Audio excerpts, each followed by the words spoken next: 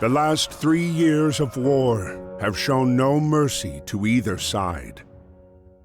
The bitter fighting continues across Europe over land, sea, and air, leaving behind mountains of casualties and many more broken souls. The United States till now had remained neutral, but the mounting economic pressure and the return of Germany to unrestricted submarine warfare finally awakes the sleeping giant. On April 6, 1917, the United States declares war on Germany. Within months of the declaration, the U.S. Army launched the first universal draft. And despite enduring segregation in their own country, over 360,000 African Americans enlist, eager to show their patriotism, in hopes of returning home as heroes. James is one of these men.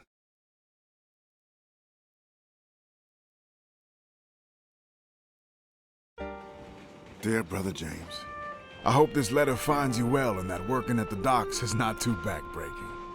It's good to receive news from you and from home. Keeps my mind off of the war. We wallow in the trenches, in the mud among the rats and the dead bodies, afraid that if we stand tall, we might catch a bullet.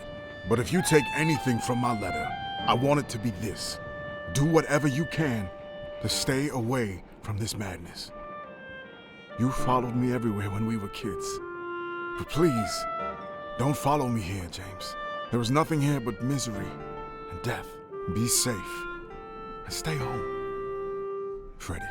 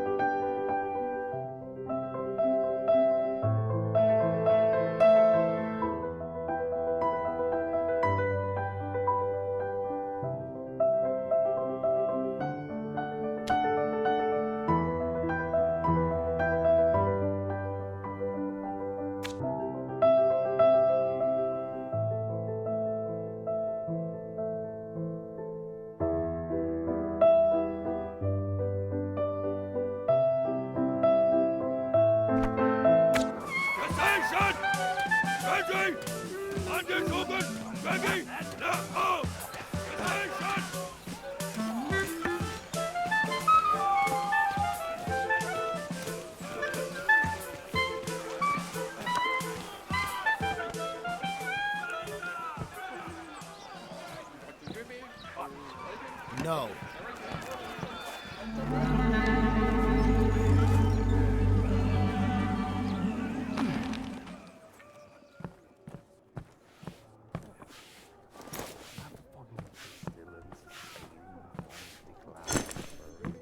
Up, up!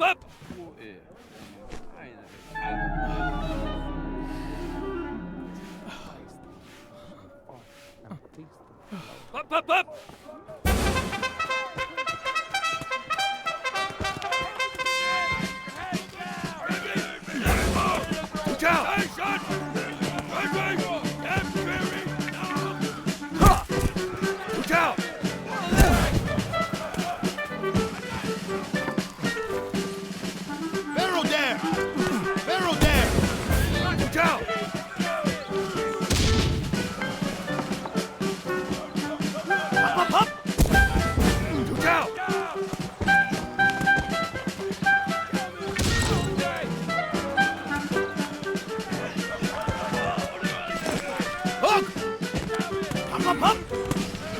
More rotation! Zap, zap.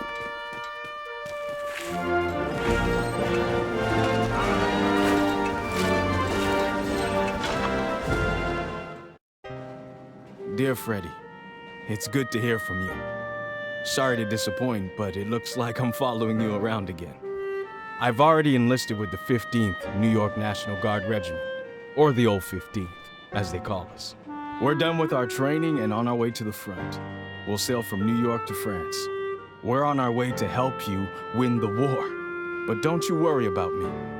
I can take care of myself just fine. Your little brother, James.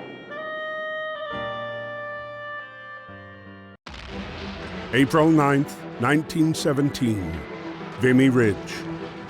This geographic stronghold, held by the Germans since the early days of the war, remained impenetrable. In the latest attempt to break through the German defenses, ground forces were ordered to team up with the British Royal Flying Corps.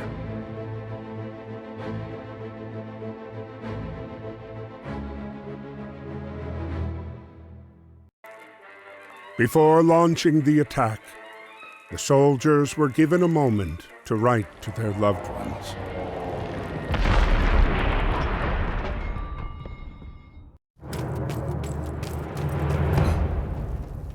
Aim.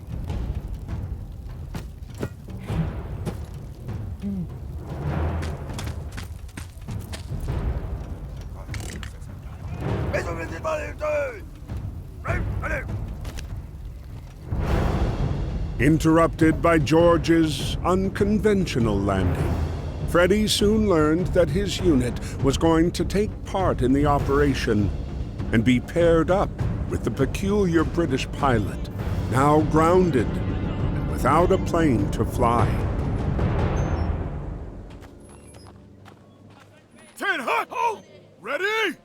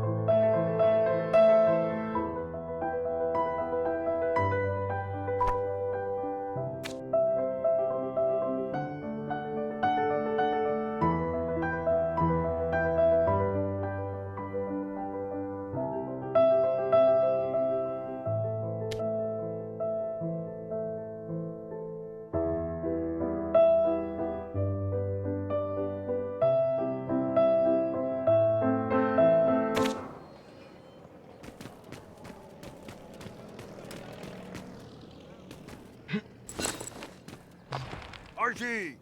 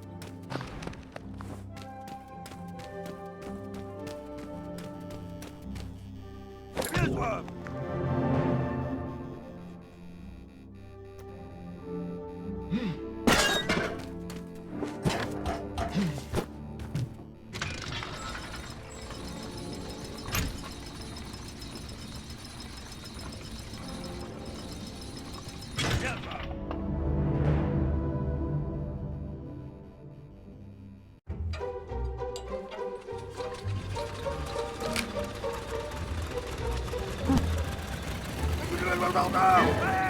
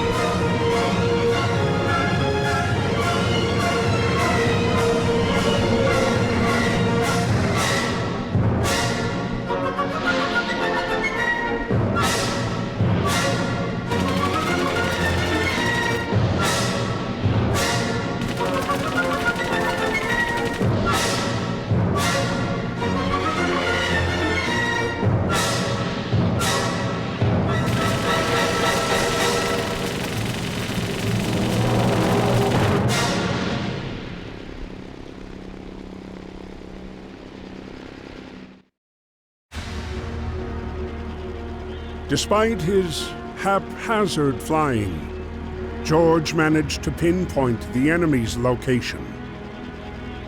He relayed the information to Freddy, who then launched the strike on the enemy cannons.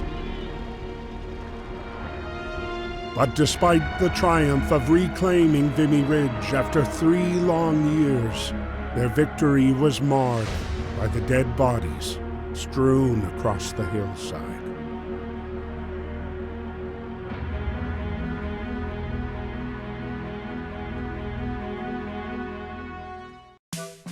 While Europe was torn apart by war, the US had begun a massive mobilization in what many believed could permanently change the tide of the war. Aboard the USS Pocahontas was a racially segregated unit, the Old 15th, made up almost entirely of African American soldiers. These men were sailing to Europe, ready to put their lives on the line, to prove their love for a country that didn't always love them back. Dear Freddy, we're on our way to France. This is our first night at sea. But don't worry, me and the boys are ready. Speaking of the fellas, I lucked out and I'm getting on good with a fine bunch of them. There's Fidgety Lang Edwards, who never puts down his drumsticks. Jack Harris, our medic from Chicago. Joey Brass is from Harlem and plays a mean banjo. Chef Caldwell is always cooking up stuff for us. We just have to make sure to get served before B.B. Johnson. Great guy, but he can really put it away. Well, I gotta go now. Practice is about to start, and there's no jazz band without a clarinet. Stay safe. We'll see each other soon. Your brother, James.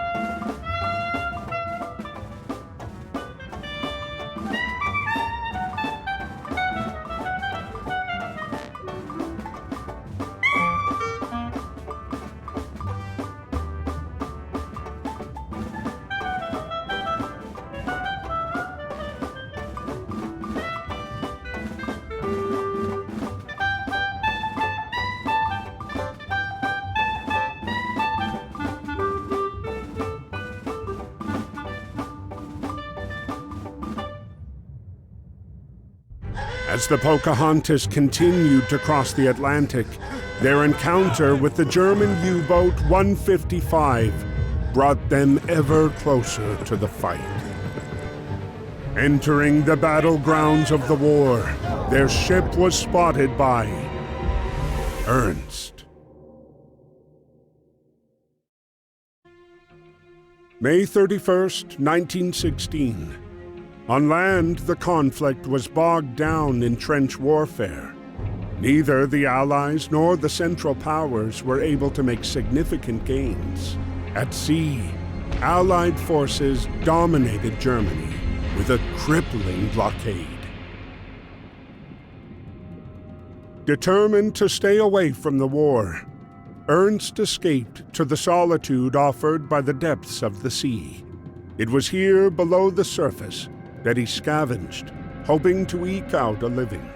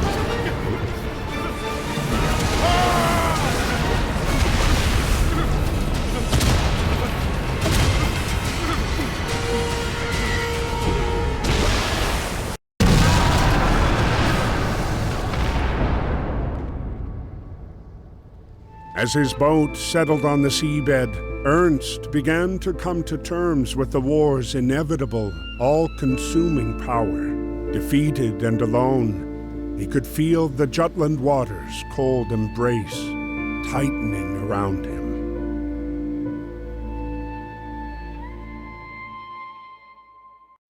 Stranded for hours in the aftermath of the Battle of Jutland, Ernst was starting to feel his grip slip away.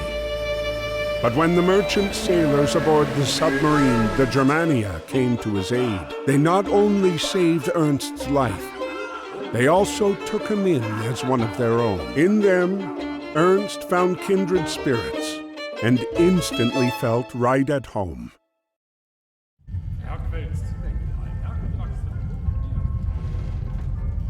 But even at home, you have to carry your weight.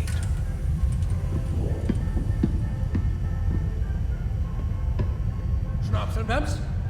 Super. Klerke brauchst.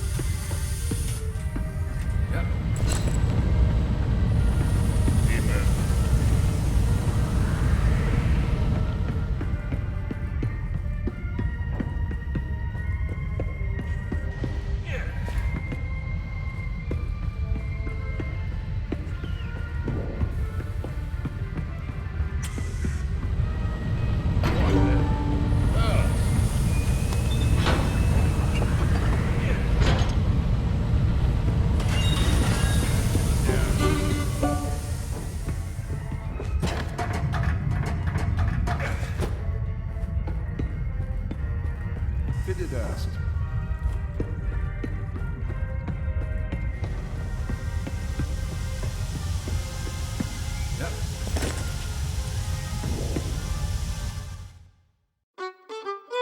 1916, the U.S. had remained neutral, allowing for business as usual.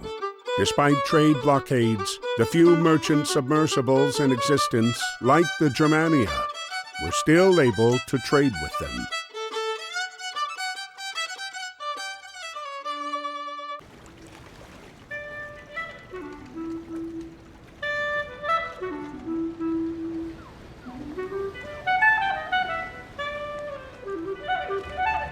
James, who was working the Baltimore docks at the time, was surprised to see the submarine pull into port. Weiter. Hey. Huh?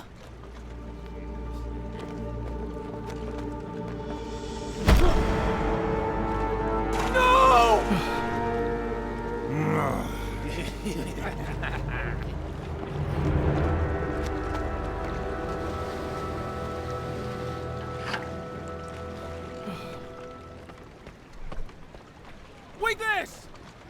You kick.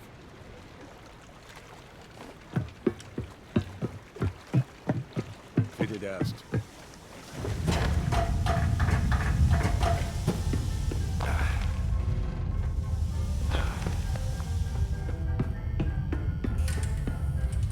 Schau mal.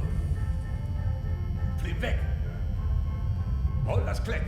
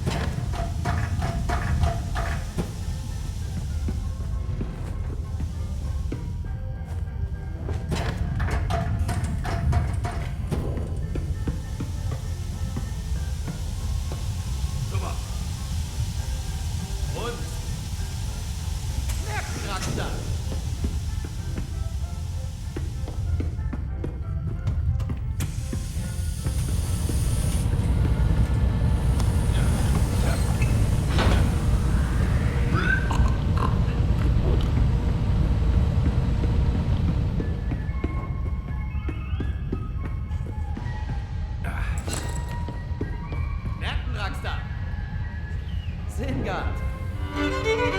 Rockstar.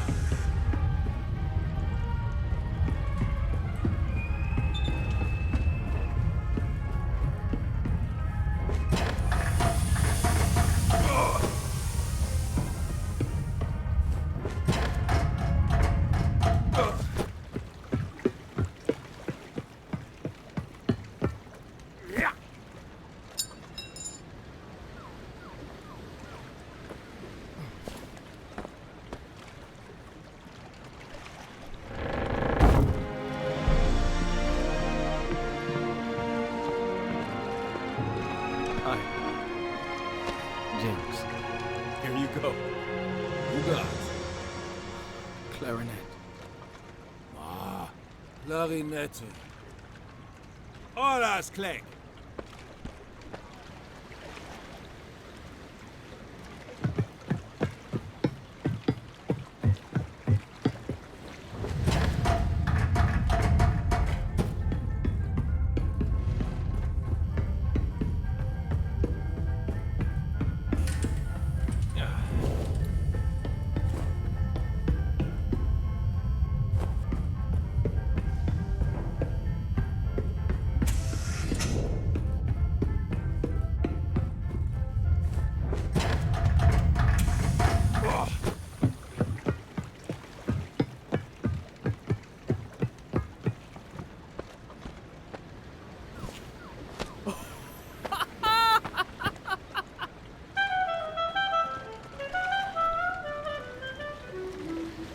Holiday Musiker.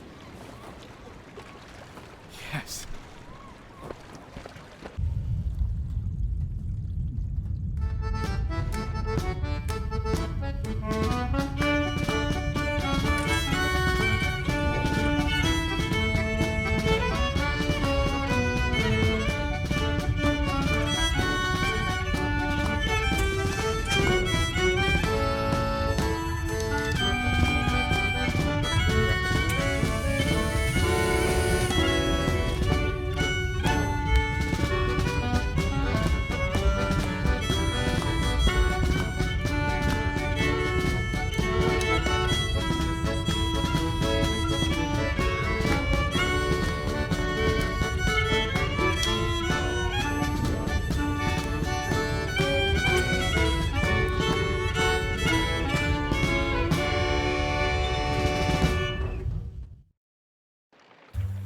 Dear Freddy, I'm glad to hear you're doing good. I hope you won't be upset with me, what with the war and all, but I recently met a German, and we really had a lot in common.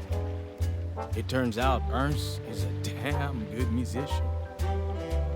I'm proud to say he's become a friend.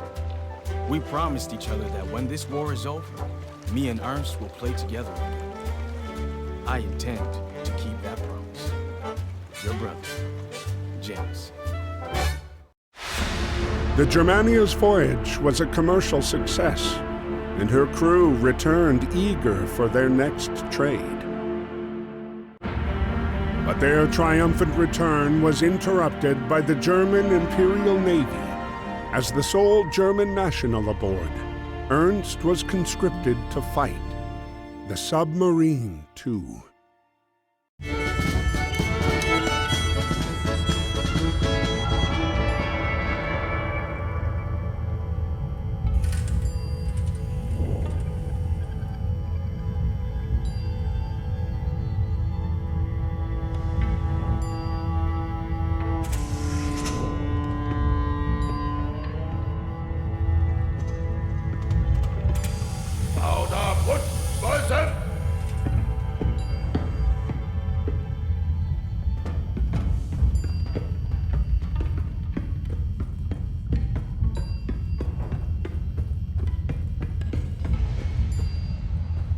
By decree of the Kaiser, the Germania was henceforth ordered to hunt convoys in the Atlantic.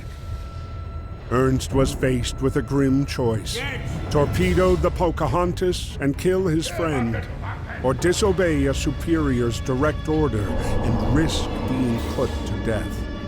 He had chosen to save his friend, but knew it would only be a matter of time before he was ordered to kill again.